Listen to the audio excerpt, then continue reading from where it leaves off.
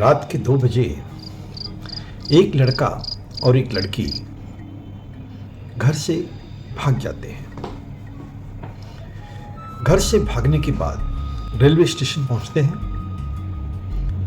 Railway station पहुंच करके वो ट्रेन का इंतज़ार करते हैं। उन्हें ये भी नहीं पता होता है कि वो कहाँ जा रहे हैं। ट्रेन आती है।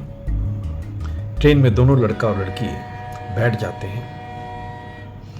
थोड़ी दूर ट्रेन जब सफ़र करती है तो लड़की परेशान हो जाती है। लड़का पूछता है, क्या बात है, तुम इतनी परेशान क्यों हो? अब तो हम लोग आज़ाद हैं, कहीं भी जा सकते हैं और हम दोनों खुशी खुशी रहेंगे एक साथ में। लड़की कहती है कि मुझे घर की बहुत याद आ रही है। लड़का कहता है कि अब घर वाले हैं तो याद तो आएगी ही, लेकिन अगर हम दोनों को साथ में रहना है, आज़ाद रहना है, अपने मन की बातें करनी है और अपने मन वाली बात करनी है, ज़िंदगी अगर हमें अपने ढंग से जीनी है तो कुछ तो दुख हमें सहना ही पड़ेगा। लड़की कहती है कि मुझे दुख सहने में कोई इतराज़ नहीं है, लेकिन मेरे पिताजी शुगर पेशेंट हैं, मेरी मम्मी हार्ट पेशेंट हैं। कल सुबह जब वो उठेंगे, घर में नहीं देखेंगे तो घर का माहौल कैसा हो जाएगा, वही मैं सोच रही हूँ कि कहीं मेरी मम्मी हार्ट अटैक से मर ना जाए। मेरे पिताजी जिन्होंने मुझे बचपन से बड़े लाड प्यार से पाला, मुझे घर में नहीं देख करके उनकी क्या हालत होगी, यही सब सोच करके परेशान हूँ। लड़का बोलता है कि देखो, अब घर छोड़ा है तो कुछ तो परेशानी होगी ही उनको। लड़की बोलती है, नहीं,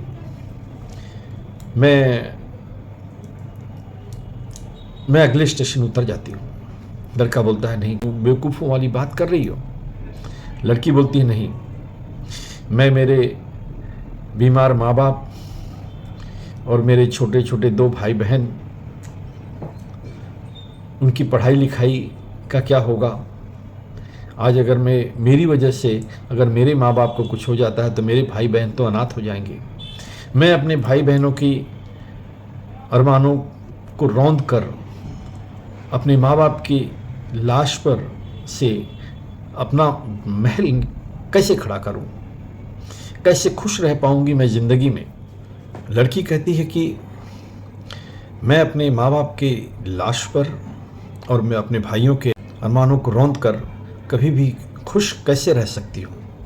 लड़का कहता है कि ये कैसी बेवकूफ़ों वाली बातें कर रही हो, तुम्हें तो पता ही था कि हम दोनों घर छोड़कर जाने वाले हैं। लड़की कहती है कि जब तक मैंने घर नहीं छोड़ा था तब तक मुझे ऐसा लगता था कि मुझे आज़ाद परिंदों की तरह उड़ना चाहिए, लेकिन आज मैं आज़ाद तो हूँ, लेकिन मुझे वो आज़ादी महसूस नहीं हो रही है, क्योंकि मेरी वजह से मेरे माँ बाप और मेरे भाइयों को जो तकलीफ़ होने वाली है, उनकी तकलीफ़ों की वजह से मैं कैसे आज़ाद रह सकती हूँ? उनको तकलीफ़ दे करके मैं कैसे खुश रह सकती हूँ? मैं तुम्हारे साथ नहीं आ सकती। लड़का कहता है कि सोच लो। लड़की कहती, मैंने सोच लिया है कि मैं अपने परिवार की खुशी के लिए मैं कुछ भी कर सकती हूँ, अपने प्यार को भी त्याग सकती हूँ, लेकिन अगर मेरे नसीब में अगर लिखा होगा तो मेरे घर आना, मेरे माँ बाप से मेरा हाथ मांगना, और अगर मेरे माँ बाप तुम्हें स्वीकार करते हैं तब जा कर के मैं अपने सपनों का महल हमारे माँ बाप के आशीर्वाद से खड़ा करेंगे। ट्रेन तेज़ी से आगे बढ़ती चली जा रही थी। इतने में ट्रेन स्लो होती है, धीरे धीरे रुकने लगती है।